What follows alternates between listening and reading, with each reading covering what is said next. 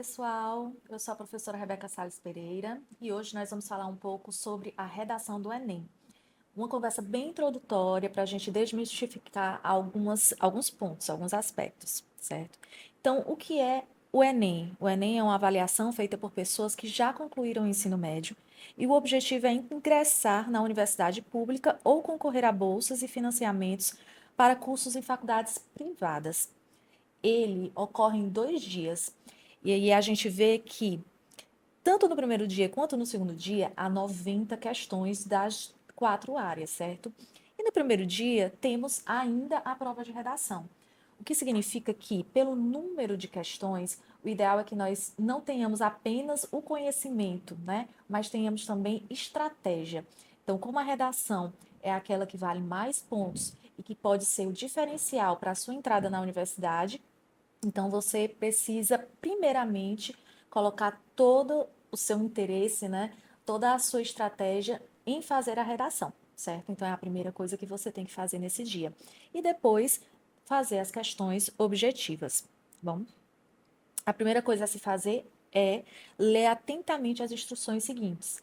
Geralmente, a redação ficava no final do caderno de questões, mas nas últimas aplicações ela tem ficado no meio.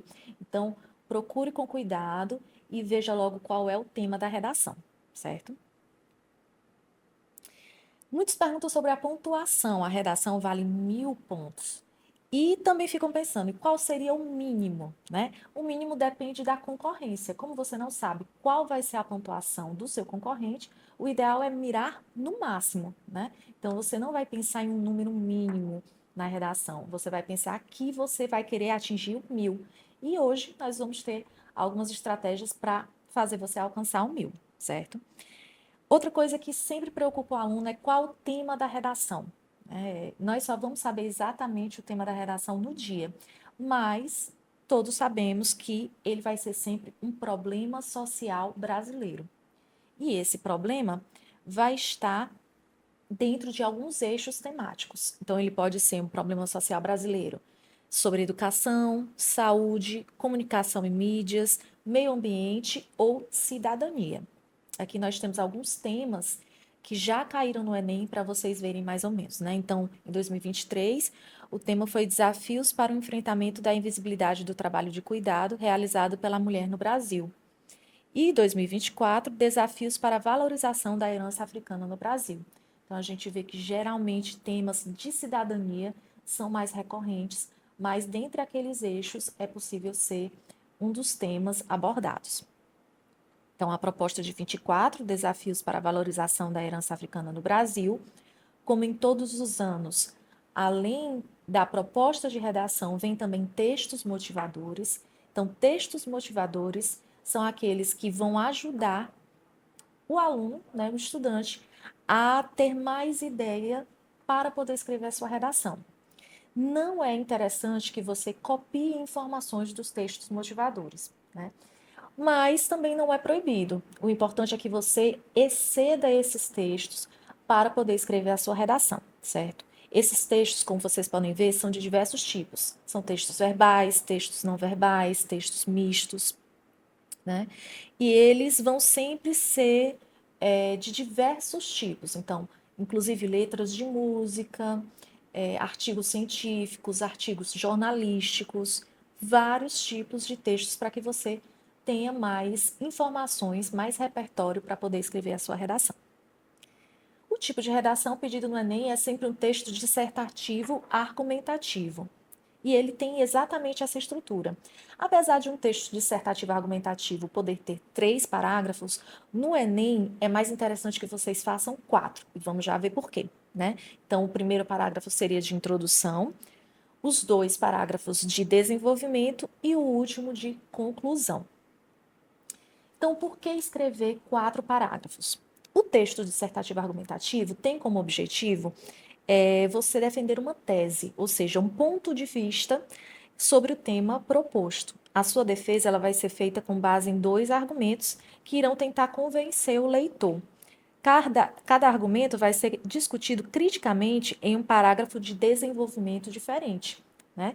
Então, isso significa que Se você não apresentar dois argumentos bem claros na sua tese, e essa tese já deve vir apresentada na introdução, você não vai conseguir fazer os dois parágrafos de desenvolvimento, já que cada um desses parágrafos tem a ver com os dois argumentos que vão constituir a sua tese.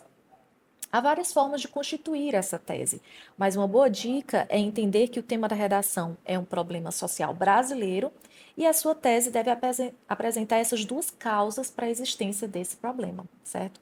Essa é uma forma que eu escolhi para facilitar, né, a vida dos estudantes, na minha experiência. Cada professor vai incentivar de uma maneira, mas basicamente dessa maneira, você compreende que a tese tem esses dois argumentos, porque são as causas ou consequências da sua existência, certo?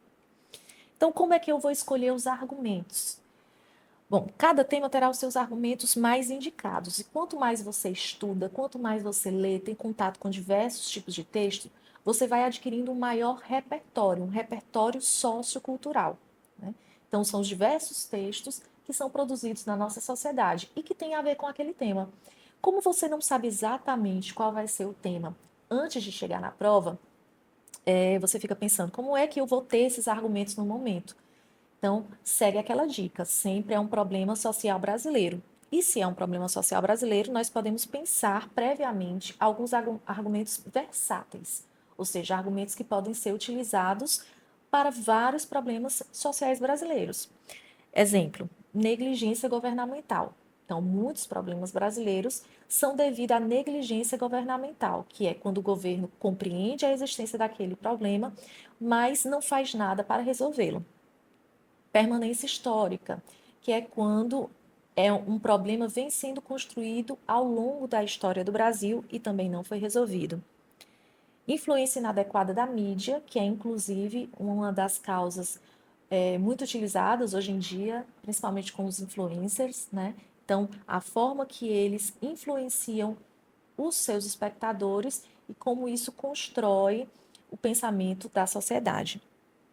Falta de conhecimento sobre o tema, ou então a ausência de debate sobre esse tema, que às vezes é conhecido, mas não se debate muito.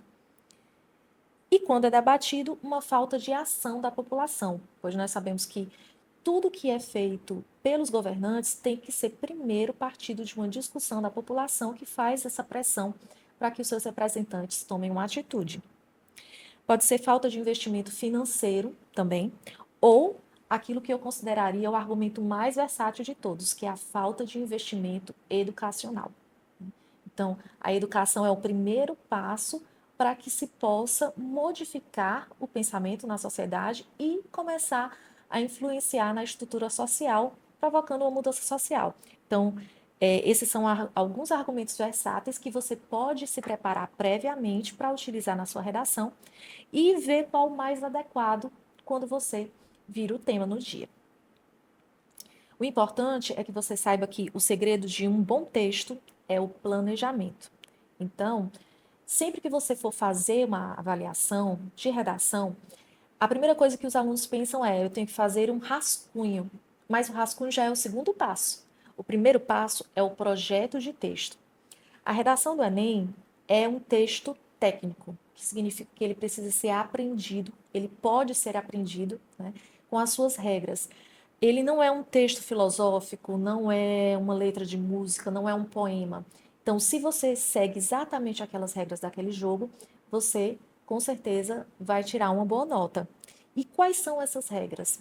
Então, quando você vira o tema da redação, o primeiro passo que você vai fazer é identificar as palavras-chave do tema. As palavras-chave são aquelas que são as mais importantes, mais representativas daquele tema. Elas têm que estar obrigatoriamente na sua redação. Senão, vai ser considerado um tangenciamento, ou seja, você passou pelo tema, mas não explorou ele adequadamente. Depois, você vai pensar no repertório sociocultural de contextualização. Como eu falei, o repertório é qualquer texto feito na sociedade, verbal, não verbal, híbrido, né? Como, por exemplo, letras de músicas, livros, séries, doramas que estão muito em alta, né? Tudo que tiver a ver com aquele tema. Então, você vai lembrar, dentro do seu repertório, dentro dos textos que você conhece, aquilo que tem a ver com o seu tema para reforçar o seu argumento. Depois você vai criar a sua tese, ainda na introdução. E essa tese, como eu falei para vocês, vai ser mediante a escolha de 2 argumentos que você vai defender nos parágrafos de desenvolvimento. Em cada um dos parágrafos de desenvolvimento, você vai usar um outro repertório sociocultural, né? Então, a redação do Enem pede que você traga um repertório na introdução, um no desenvolvimento 1 e outro no desenvolvimento 2. Apenas a conclusão não pode vir nenhum tipo de repertório sociocultural novo, certo? Na conclusão, vocês vão apresentar uma proposta de intervenção. Então, se o tema da redação é um problema social brasileiro, você discute sobre essas causas, apresenta o seu aprofundamento crítico sobre ele. Falta ainda uma proposta de intervenção, como você pode resolver esse problema enquanto cidadão. E você tem que apresentar essa intervenção a partir de 5 elementos, que são ação, agente, detalhamento, modo e finalidade. Então, vocês veem como o texto da redação no Enem, ele é bem técnico, né? Que para você conseguir os 200 pontos da conclusão, você precisa ter exatamente esses 5 elementos. Se você esquecer algum deles, você já tira menos pontos, né? Então, apesar de um texto dissertativo argumentativo que não seja aquele visto para o Enem, né? Ele possa estar completo, mesmo sem todos esses elementos, como a redação do Enem é uma competição, então vão haver elementos ali técnicos para fazer com que os estudantes esqueçam algum deles, né? Mas você não vai esquecer porque vai estar preparado. Uma dessas dicas, né, uma das estratégias para você não esquecer nenhum desses elementos é o detalhamento. Detalhamento é uma informação a mais que você dá sobre qualquer um dos elementos. Mas eu vou dar uma dica para que vocês não esqueçam especificamente esse elemento. Então, atrelá-lo ao agente é uma boa estratégia.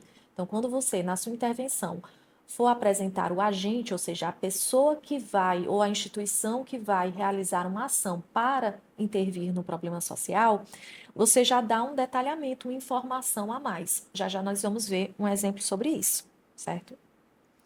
Depois que você fez o seu projeto de texto, aí sim que você vai começar a rascunhar o seu texto.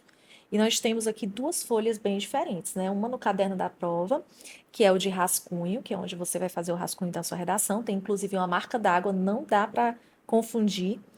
E depois é que você vai passar para a folha original da redação, que é essa rosa, certo?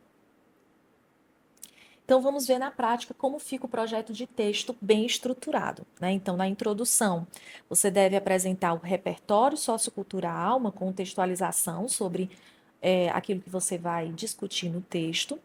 Apresenta obrigatoriamente palavra-chave do tema para você não tangenciar ali a redação. Apresenta a tese com 2 argumentos, né? Alguns argumentos versáteis, como eu apresentei para vocês, e termina com uma frase com a sua opinião, né, a sua apreciação sobre a sua tese, para fazer um gancho com o próximo parágrafo, que vai ser o de desenvolvimento. Os 2 parágrafos de desenvolvimento, eles vão ter a mesma estrutura. Então, você começa retomando o argumento que você escolheu e você apresentou lá na introdução. Você escolhe um repertório sociocultural que vai estar atrelado para reforçar esse argumento que você escolheu e não esquecer de fazer o mais importante, que é o aprofundamento crítico. Então, muitos estudantes, eles esquecem essa parte, eles perdem pontos por causa disso, né? Apresentam o argumento, apresentam o repertório sociocultural, mas esquecem do aprofundamento crítico, né? Que é a sua discussão da relação entre o repertório que você escolheu e o argumento, né? Por que que aquele argumento é válido para a sua tese?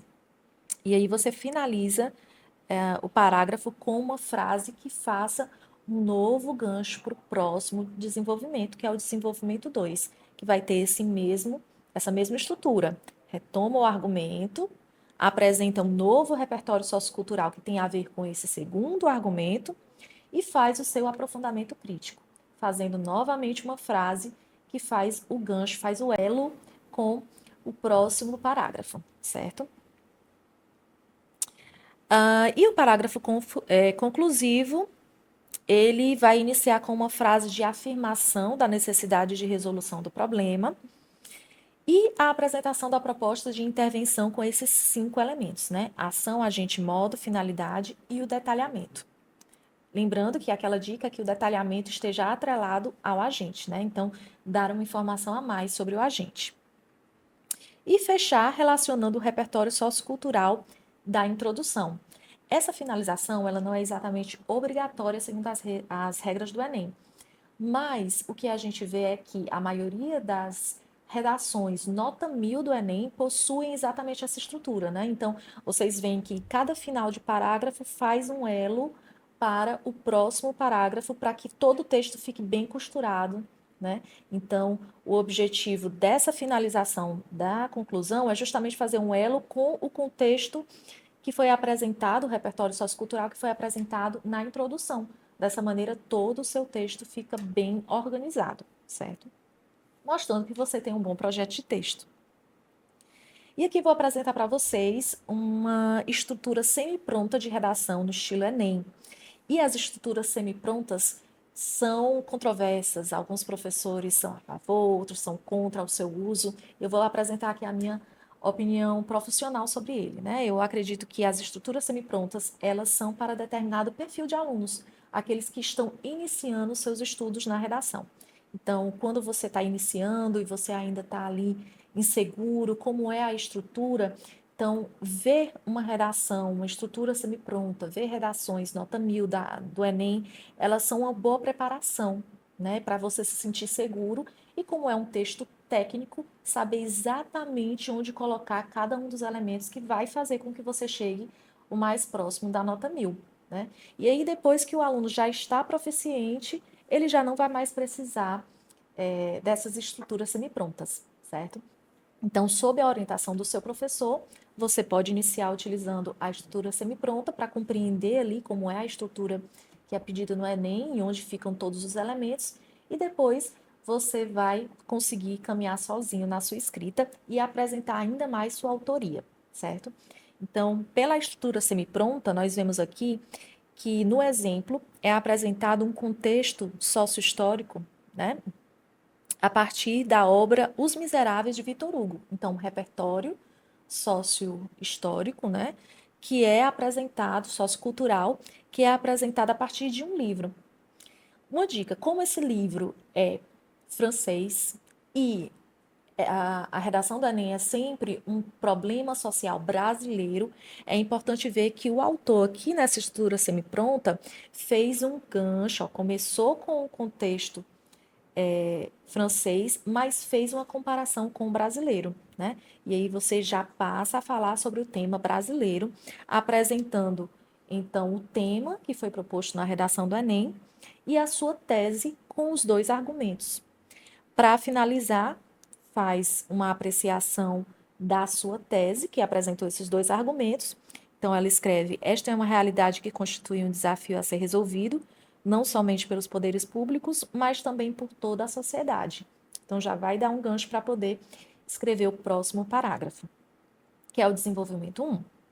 No desenvolvimento 1, você retoma o argumento 1 que você deu, se foi negligência governamental, falta de investimento educacional, falta de investimento financeiro, você vai escolher aquele que é mais adequado para o tema, certo? E depois apresenta um repertório sociocultural que tem a ver e possa reforçar esse argumento. Aqui, por exemplo, temos um exemplo do discurso de Karl Marx. Então, apresentar um discurso de maneira direta ou indireta, que no caso indireta, né, de um pensador, um filósofo, para poder reforçar o seu argumento. Depois, não esquecer de fazer o aprofundamento crítico, que é uma discussão sobre a relação desse repertório sociocultural e como ele reforça o argumento que você escolheu, e terminar com uma marca de autoria ali que faz o elo para o próximo parágrafo. Então, o desenvolvimento 2 segue a mesma estrutura, como eu falei para vocês, né? Argumento 2, repertório sociocultural, apresenta ali o tema e dá a sua marca de autoria com um aprofundamento crítico. Para finalizar, você vai apresentar a sua intervenção ao problema. Então, você vai começar a frase, aqui é um exemplo de como você pode começar reforçando a importância de se resolver o problema. Então, torna-se indispensável, portanto, que medidas sejam tomadas para solucionar essa problemática. E depois você vai dizer quem vai agir para resolver esse problema, como, com que finalidade, né? Então, por exemplo, se você diz que é o Ministério da Educação, aí você vai dar um detalhamento, uma informação a mais sobre esse agente, né? O que ele vai fazer, de que modo, com que finalidade. Termina citando as palavras-chave do tema e fazendo um elo com o repertório sociocultural que foi escolhido lá na introdução. Aqui no caso da estrutura semipronta foi o texto de Victor Hugo, certo? Então, é importante a gente treinar e seguir exatamente as regras. Como eu falei para vocês, a redação é um texto técnico, né? Então, é importante ter estratégia para poder chegar ao mais próximo do 1000. Então, fica para vocês a dica de seguir exatamente nessa ordem no dia da redação, esses seguintes passos. Então, primeiro, leia a proposta de redação, identifique as palavras-chave, leia os textos motivadores pelo menos 2 vezes, faça o projeto de texto seguindo o modelo que está aqui nesse material, certifique-se de que você realmente apresenta uma tese com os 2 argumentos, pois sem ela não há como desenvolver bem o texto, faça o rascunho, responda algumas questões da prova objetiva, observando o tempo, e porque é importante seguir esse passo, porque todos nós, independente da proficiência, inclusive professores, quando nós vamos escrever um texto, nós não conseguimos ver imediatamente após a sua produção quais são os erros que nós cometemos, nem de gramática, nem de coerência. Então, a gente tem que se distanciar um pouco daquele texto, daquela nossa produção, faz um pouco das questões objetivas, mas isso quando ele já está todo pronto, certo? E aí depois você volta, lê, corrige o seu texto, passa a redação para a folha oficial e volta a resolver as questões objetivas, guardando tempo para preencher o gabarito. Então vocês veem que além de conhecimento, é estratégia, é saber gerir o tempo diante de tantas questões e ainda a redação no primeiro dia, né? E desejo que todos vocês possam treinar, possam estar bem preparados para a redação do Enem e vai dar tudo certo.